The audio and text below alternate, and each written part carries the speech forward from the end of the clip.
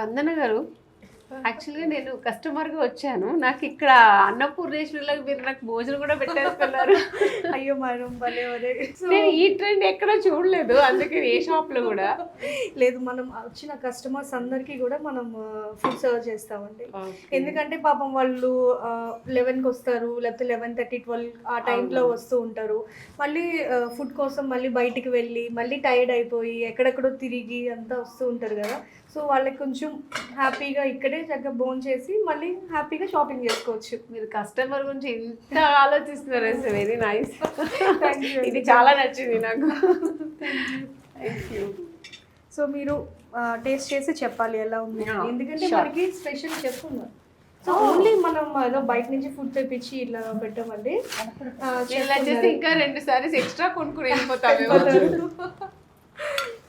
Varahi silks లాగే Varahi food కూడా బాగుంది. ఇంతవరకు ఎప్పుడు చూడని, ఎక్స్పీరియన్స్ చేయని సరికొత్త పట్టు ప్రపంచమైన వారాహి సిల్క్స్కి ఒక్కసారి విజిట్ చేయండి. మన హైదరాబాద్లోని జూబ్లీ హిల్స్ అండ్ కుకట్పల్లిలో.